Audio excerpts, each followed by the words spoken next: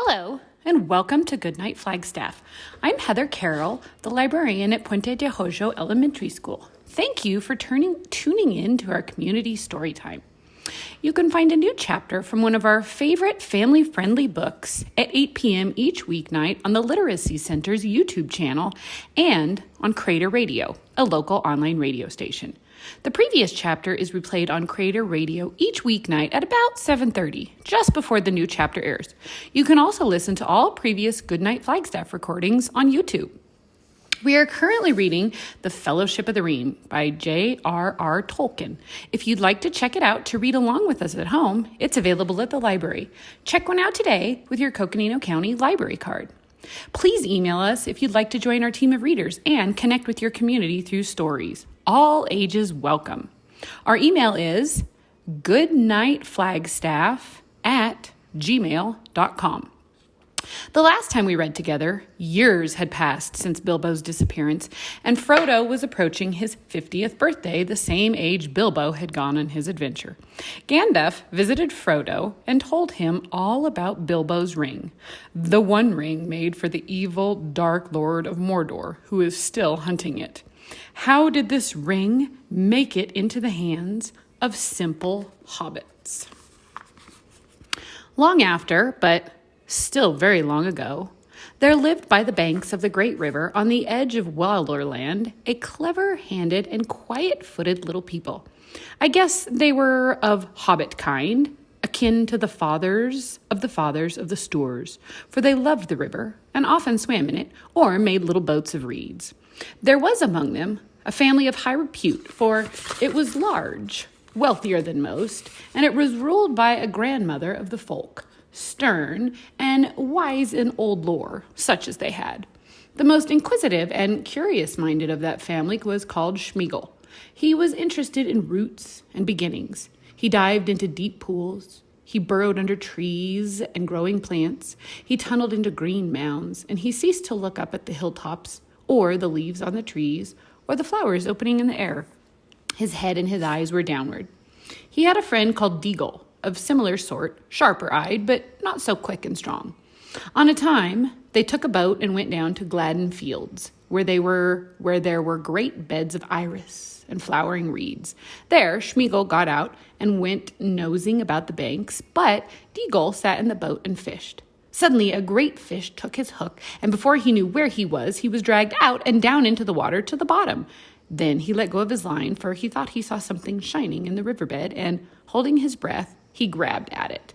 Then he came up spluttering, with weeds in his hair and a handful of mud, and he swam to the bank. And behold, when he washed the mud away, there in his hand lay a beautiful golden ring, and it shone and glittered in the sun so that his heart was glad. But Schmeagol had been watching him from behind a tree, and as Dagol gloated over the ring, Schmeagol came softly up behind. "Give us that, Dagol, my love," said Schmeagol over his friend's shoulder. "Why?" said Dagol.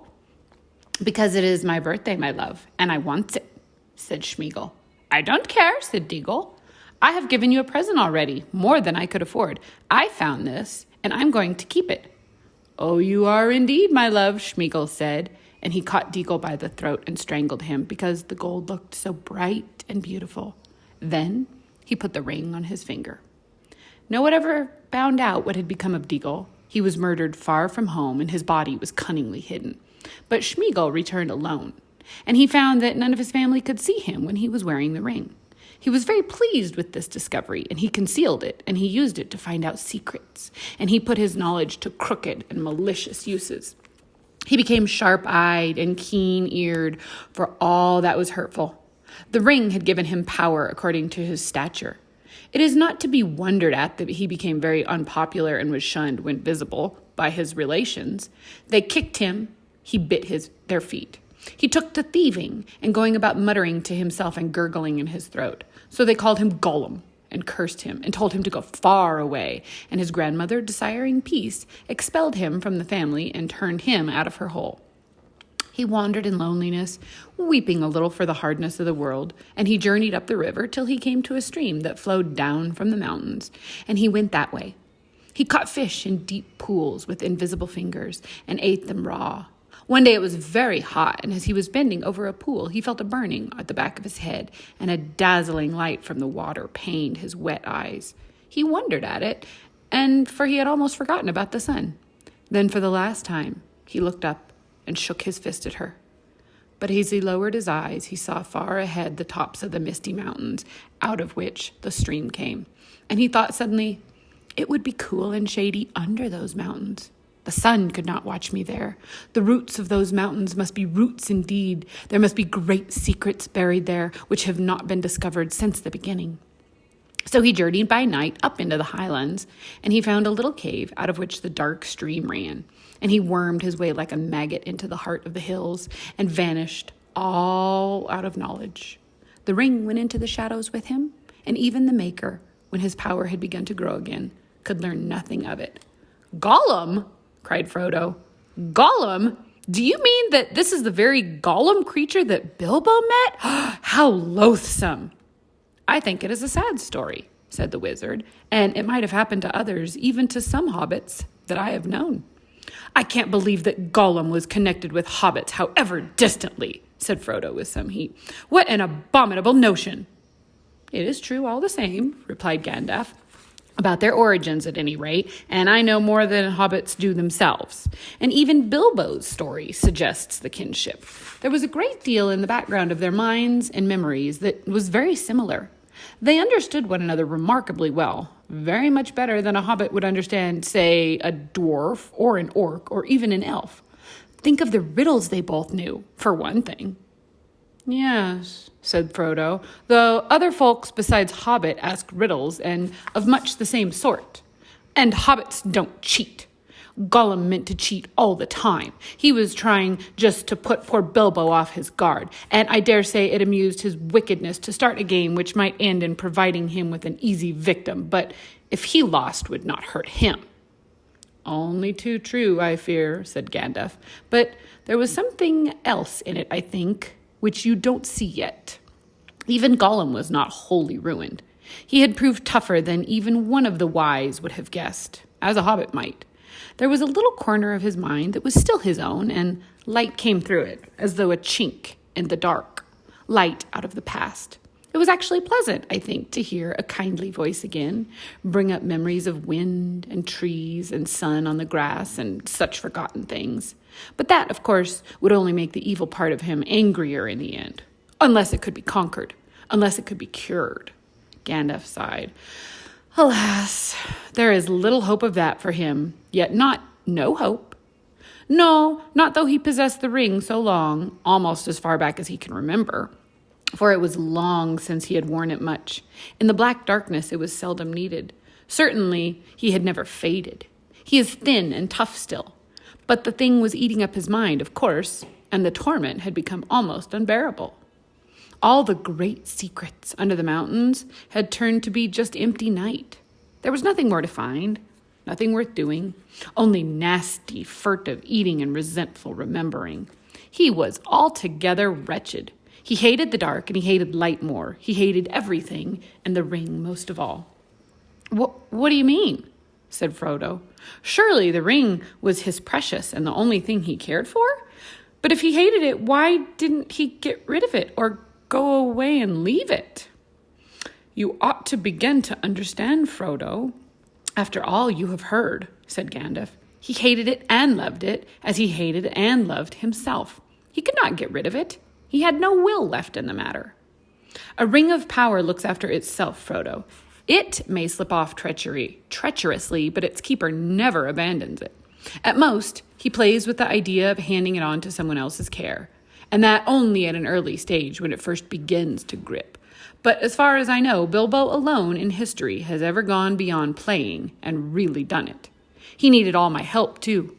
And even so, he would never have just forsaken it or cast it aside. It was not Gollum, Frodo, but the ring itself that decided things. The ring left him."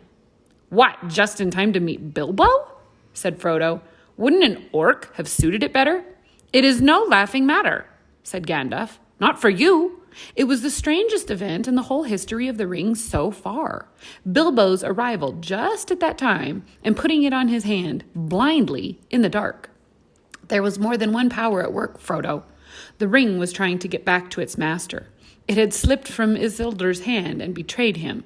Then, when a chance came, it caught poor Deagle, and he was murdered, and after that Gollum, and it had devoured him. It could make no further use of him, and he was too small and mean, and as long as it stayed with him, he would never leave his deep pool again. So now, when its master was awake once more and sending out his dark thought from Mirkwood, it abandoned Gollum, only to be picked up by the most unlikely person imaginable, Bilbo from the Shire. Behind that, there was something else at work beyond any design of the ringmaker. I can put it no plainer than by saying that Bilbo was meant to find the ring and not by its maker, in which case you were also meant to have it. And that may be an encouraging thought. It is not, said Frodo, though I am not sure that I understand you. But how have you learned all this about the ring and about Gollum? Do you really know it all, or are you just guessing still? Gandalf looked at Frodo, and his eyes glinted.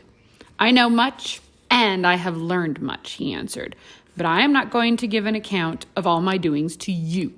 The history of Elendil and Isildur and the One Ring is known to all the wise. Your ring is shown to be that one ring by the fire writing alone, apart from any other evidence. And when did you discover that? Said Frodo, interrupting. Just now in this room, of course, answered the wizard sharply. But I expected to find it. I have come back from dark journeys and long search to make the final test. It is the last proof, and all is now only too clear. Making out Gollum's part and fitting it into the gap in the history required some thought. I may have started with guesses about Gollum, but I am not guessing now. I know. I have seen him. You have seen Gollum? Exclaimed Frodo in amazement. Yes, the obvious thing to do, of course, if one tried. I tried long ago, but I have managed it at last. Then what happened after Bilbo escaped from him? Do you know that? Not so clearly. What I have told you is what Gollum was willing to tell, though not, of course, in the way I have reported it. Gollum is a liar, and you have to sift his words. For instance, he called the ring his birthday present, and he stuck to that. He said it came from his grandmother, who had lots of beautiful things of that kind. A ridiculous story. I have no doubt that Schmiegel's grandmother was a matriarch, a great person in her way, but to talk of her possessing many elven rings was absurd. And as for giving them away, that was a lie. But a lie with a grain of truth. The murder of Deagle haunted Gollum, and he had made up a defense, repeating it to his precious over and over again as he gnawed bones in the dark until he almost believed it. It was his birthday. Deagle ought to have just given the ring to him. It had obviously turned up just so as to be a present. It was his birthday present, and so on, and so on. I endured him as long as I could, but the truth was desperately important, and in the end I had to be harsh. I put the fear of fire on him and wrung the true story out of him bit by bit, together with much sniveling and snarling. He thought he was misunderstood and ill-used. But when he had at last told me his history, as far as the end of the riddle game and Bilbo's escape, he would not say any more except in dark hints. Some other fear was on him greater than mine. He muttered that he was going to get his own back. People would see if he stood being kicked and driven into a hole and then robbed. Gollum had good friends now, good friends and very strong. They would help him. Baggins would pay for it. That was his chief thought. He hated Bilbo and cursed his name. What's more, he knew where he came from. But how did he find that out? Asked Frodo. Well, as for the name, Bilbo very foolishly told Gollum himself, and after that it would not be difficult to discover his country once Gollum came out. Oh, yes, he came out. His longing for the ring proved stronger than his fear of the orcs, or even the light. After a year or two, he left the mountains. You see, though still bound by desire of it, the ring was no longer devouring him. He began to revive a little. He felt old, terribly old, but less timid, and he was mortally hungry. Light of sun and moon, he still feared and hated, and he always will, I think. But he was cunning. He found he could hide from daylight and moonshine and make his way swiftly and softly by dead of night with his pale, cold eyes and catch small, unfrightened, or unwary things. He grew stronger and bolder with new food and new air. He found his way into Mirkwood, as one would expect. "Is that where you found him?" asked Frodo. "I saw him there," asked Gandalf, "but before that he had wandered far, following Bilbo's trail. It was difficult to learn anything from him for certain, for his talk was constantly interrupted by curses and threats. "What had it got in its little pockets?" he said. "I wouldn't say, no, precious. Little cheat. Not a fair question. It cheated first, it did. It broke the rules. We ought to have squeezed it. Yes, precious. And we will, precious." That is a sample of his talk. I don't suppose you want any more. I had weary days of it, but from hints dropped among the snarls, I gathered that his padding feet had taken him at last to Esgaroth, and even to the streets of Dale, listening secretly and peering. Well, the news of the great events went far and wide in Wilderland, and many had heard Bilbo's name and knew where he came from. We had made no secret of our return journey to his home in the west. Gollum's sharp ears would soon learn what he wanted. "Well, then why didn't he track Bilbo further?" asked Frodo. "Why didn't he come to the Shire?" "Ah," said Gandalf, "now we come to it. I think Gollum tried to. He set out and came back westward as far as the Great River, but then he turned aside. He was not daunted by the distance, I am sure. No, something else drew him away. So my friends think, those that hunted him for me. The wood elves tracked him first, an easy task for them, for his trail was still fresh then. Through Mirkwood and back again it led them, though they never caught him. The wood was full of the rumor of him, dreadful tales even among beasts and birds. The woodsmen said that there was some new terror abroad, a ghost that drank blood. It climbed trees to find nests. It crept into holes to find the young, and it slipped through windows to find cradles. But at the western edge of Mirkwood, the trail turned away. It wandered off southwards and passed out of the wood elves' ken and was lost. And then I made a great mistake. Yes, Frodo, and not the first, though I fear it may prove to be the worst. I let the matter be. I let him go, for I had much else to think of at that time, and I trusted the lore of Saruman. Well, that was years ago. I have paid for it since with many dark and dangerous days. The trail was long cold when I took it up again, after Bilbo left here. And my search would have been in vain, but for the help that I had from a friend, Aragorn, the greatest traveler and huntsman of this age of the world. Together, we sought for Gollum down the whole length of Wilderland, without hope and without success. But at last, when I had given up the chase and turned to other parts, Gollum was found. My friend returned out of great perils, bringing the miserable creature with him. What he had been doing he would not say. He only wept and called us cruel, with many a Gollum in his throat. And when we pressed him, he whined and cringed and rubbed his long hands, licking his fingers as if they pained him, as if he remembered some old torture. But I am afraid there is no possible doubt. He made his slow, sneaking way, step by step, mile by mile, south, down at last to the land of Mordor. A heavy silence fell in the room. Frodo could hear his heart beating. Even outside, everything seemed still. No sound of Sam's shears could now be heard. "Yes, to Mordor," said Gandalf. "Alas, Mordor draws all wicked things, and the dark power was bending all its will to gather them there. The ring of the enemy would leave its mark, too, leave him open to the summons. And all folk were whispering then of the new shadow in the south and its hatred of the west. There were his fine new friends who would help him in his revenge. Wretched fool! In that land he would learn much, too much for his comfort. And sooner or later, as he lurked and pried on the borders, he would be caught and taken for examination. That was the way of it, I fear. When he was found, he had already been there long and was on his way back, on some errand of mischief. But that does not matter much now. His worst mischief was done. Yes, alas, through him the enemy has learned that the one has been found again. He knows where Isildur fell. He knows where Gollum found his ring. He knows that it is a great ring, for it gave long life. He knows that it is not of the three, for they have never been lost, and they endure no evil. He knows that it is not one of the 7 or the 9, for they are accounted for. He knows that it is the one, and he has at least heard, I think, of hobbits and the Shire. The Shire? He may be seeking for it now, if he has not already found out where it lies. Indeed, Frodo, I fear that he may even think that the long unnoticed name of Baggins has become important.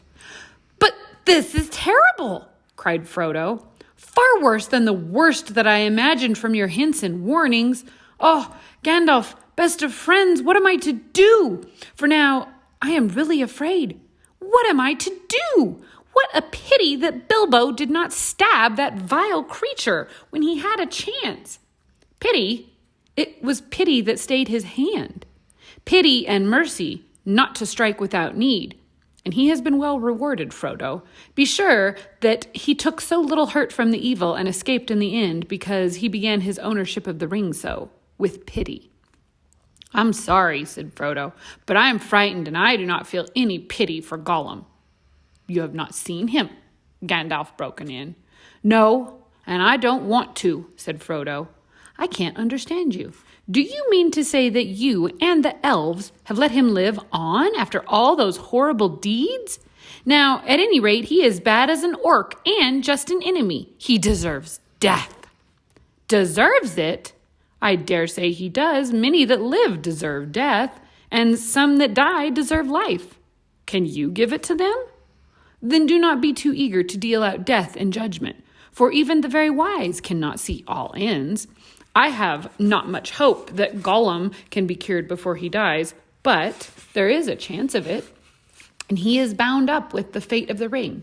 My heart tells me that he has some part to play yet, for good or ill, before the end. And when that comes, the pity of Bilbo may rule the fate of many, yours not least. In any case, we did not kill him. He is very old and very wretched. The wood elves have him in prison, but they treat him with such kindness as they can find in their wise hearts. All the same, said Frodo, even if Bilbo could not kill Gollum, I wish he had not kept the ring. I wish he had never found it and that I had not got it.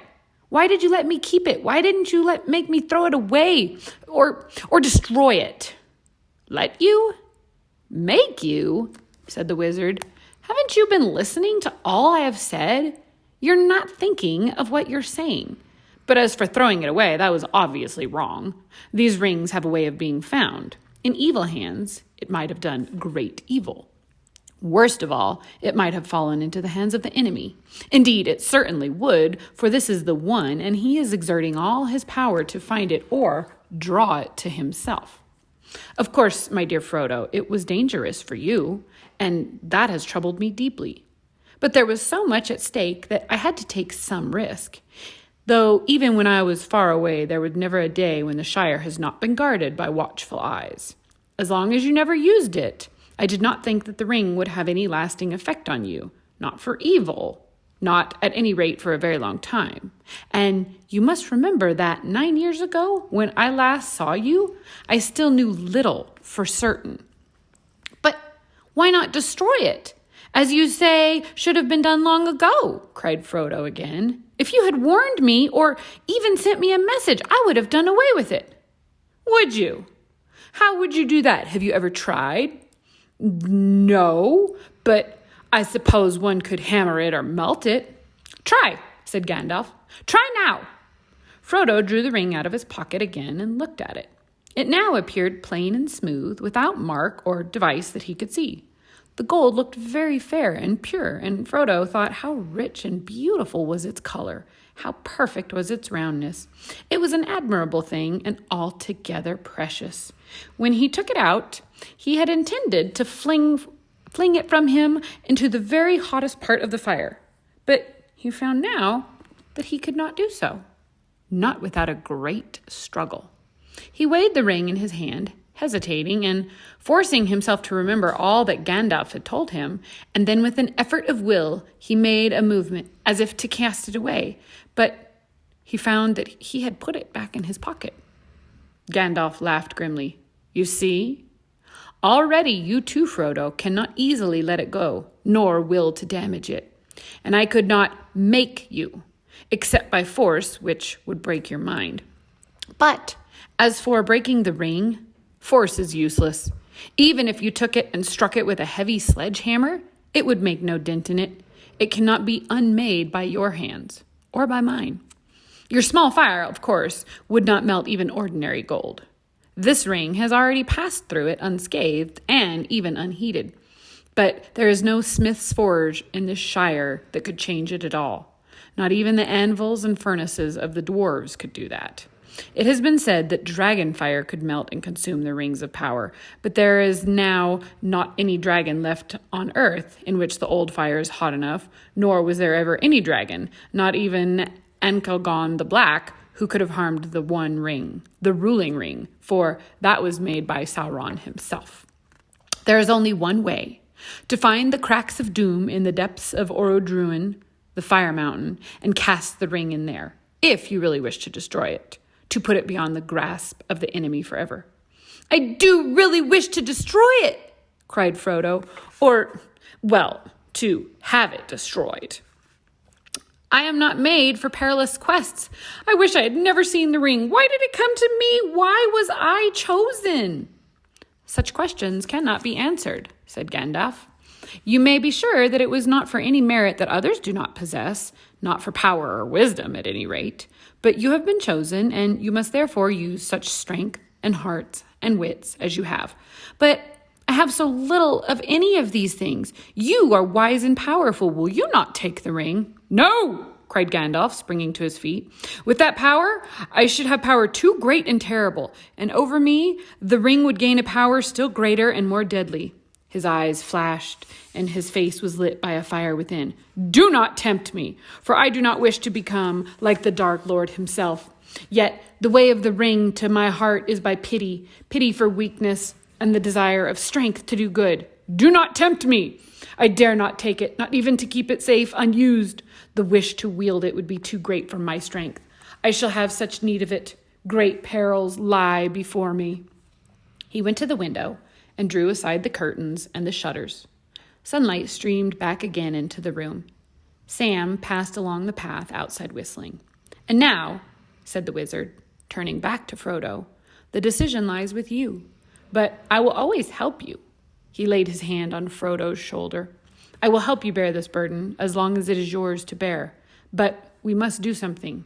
Soon. The enemy is moving." There was a long silence.